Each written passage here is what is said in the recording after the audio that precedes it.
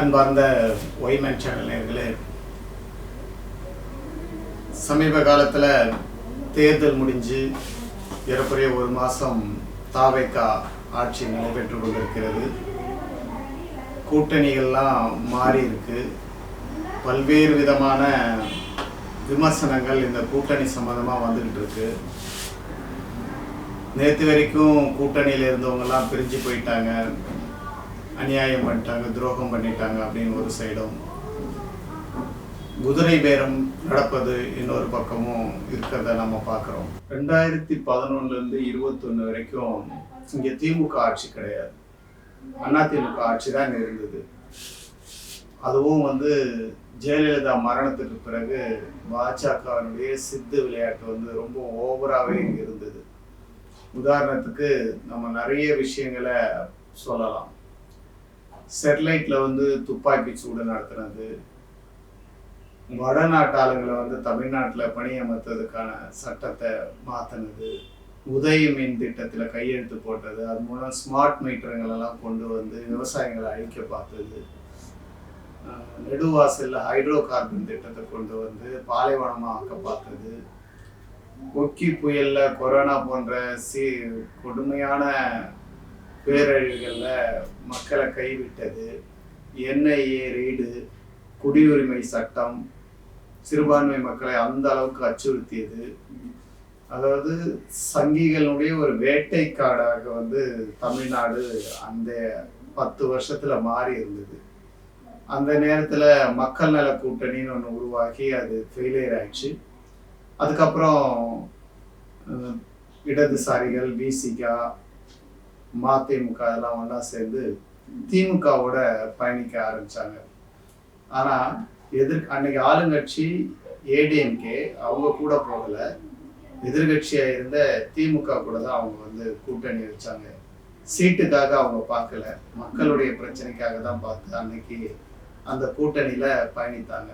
குறிப்பா இந்த கடந்த 10 வருஷம், அதாவது 2026 தேர்தலுக்கு முன்னாடி பாத்தீங்கன்னா ஒரு 10 வருஷமா திமுக கூட்டணியில் இருந்த கட்சிகள்ல பல்வேறு விஷயங்களை ஒன்னா பயணித்திருக்காங்க. அதாவது மாநில உரிமைகளை பாதுகாப்பது, இந்தி திணிப்பை எதிர்ப்பது, மதவெறியை எதிர்ப்பது, சமூக நீதியை காக்கும் கூட்டணி, சமத்துவத்தை பேசும் கூட்டணி அப்படின்னு சொல்லி அடிப்படையான இந்த விஷயங்களை வச்சுதான் இந்த கூட்டணி செயல்பட்டு கொண்டிருந்தது. 21க்கு அப்புறம் திமுக ஆட்சிக்கு வந்த பிறகு தமிழ்நாட்டினுடைய நலன் கருதி இந்தியாவின் ஒற்றுமை, தமிழ்நாட்டின் உரிமைகள் என்ற பிரச்சனையின் அடிப்படையில திமுகவோட இந்த கூட்டணி கட்சியெல்லாம் பயணிச்சாங்க. சிறப்பான நலத்திட்டங்கள், நிர்வாகத்திறனோடு நடந்த திறனுள்ள ஆட்சியை தான் மு.க. ஸ்டாலின் வழங்கினார். ஆனா அவரே சில நேரங்கள்ல எனக்கு தூக்கமே வரலன்னு புலம்பும் அளவுக்கு அவங்களுடைய மினிஸ்டர்களும் சில மந்திரிமார்களும் நடந்ததை அறிவிச்சிருந்தாரு. இன்னும் சொல்ல போனா மேல இருந்து கீழே வரைக்கும் கார்பரேட் ஆதரவு அரசாக அதிகார மமதை, ஊழல், லஞ்சம், ஜாதி ஆதிக்க மனநிலை இதெல்லாம் திமுக தொடர்ந்து இருந்துகிட்டே தான் இருந்தது. சாம்சங் தொழிலாளருடைய போராட்டம், 12 மணி நேர வேலை சட்டம், அரசு ஊழியர்களின் கோரிக்கை, பழைய பென்ஷன் திட்டம், தொழிற்சங்க உரிமைகள் நசுக்கப்பட்டது, ஆவண படுகொலைக்காக சட்டம் கொண்டு வராமலே கமிஷன் அமைச்சு அதை கால நீட்டிப்பு செஞ்சது. ஆளுங்கட்சியில இருந்த கூட்டணிங்க தான் எதிர்கட்சிகளை போல உண்மையிலே போராடிட்டு வந்தாங்க.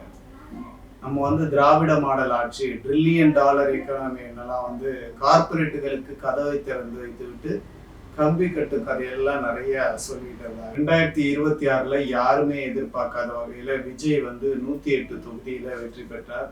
இன்னும் சொல்ல போனா அந்த கட்சி நிறைய இடங்கள்ல சொற்ப வாக்குல தோத்துருக்கு. அதெல்லாம் கணக்கில் பார்த்தா ஒரு 150 தொகுதி கிட்ட வரக்கூடிய அளவுக்கு இருந்தது. அதுக்கப்புறம் பிஜேபியினுடைய பிளான் ஏ எப்படி இருந்ததுன்னா, மக்கள் தீர்ப்பை மதிக்காமல் எந்த கட்சிக்கும் பெரும்பான்மை இல்லை, அதனால கொல்லைப்புறம் வழியாக ஆளுநருடைய ஆட்சியை இங்க அமல்படுத்தலாம் அப்படின்னு சொல்லி அவங்க பிளான் ஏ வச்சிருந்தாங்க.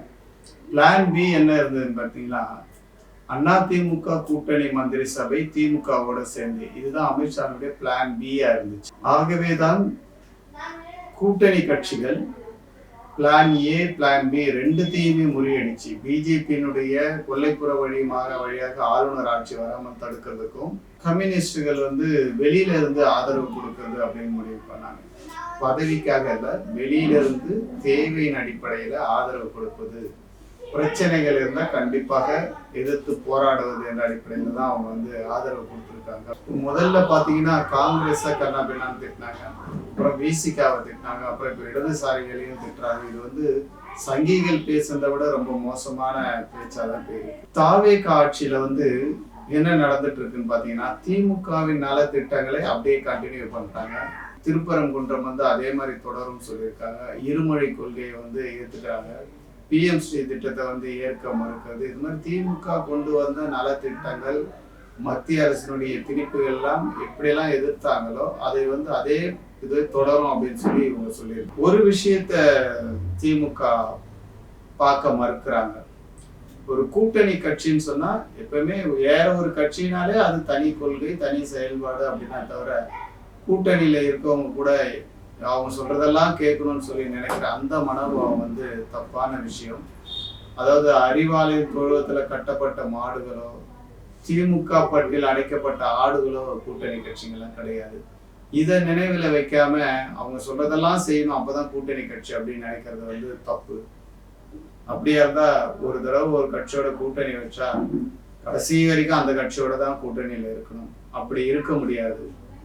மக்கள் நலம் கருதி பல்வேறு மாற்றங்கள் இருந்துகிட்டே தான் இருக்கும். திராவிட முன்னேற்ற கழக பேரறிஞர்கள், மந்திரிங்க சில பேர் அவங்க எமோஷனலா சில விஷயங்களை கண்ணாதனான்னு பேசுறாங்க. அந்த பேச்சு இடதுசாரிகளுக்கு பொருந்தாது. அவங்க பதவிக்காக போகலன்றது இந்த நேரத்துல நீங்க நினைவுல வச்சுக்கணும்.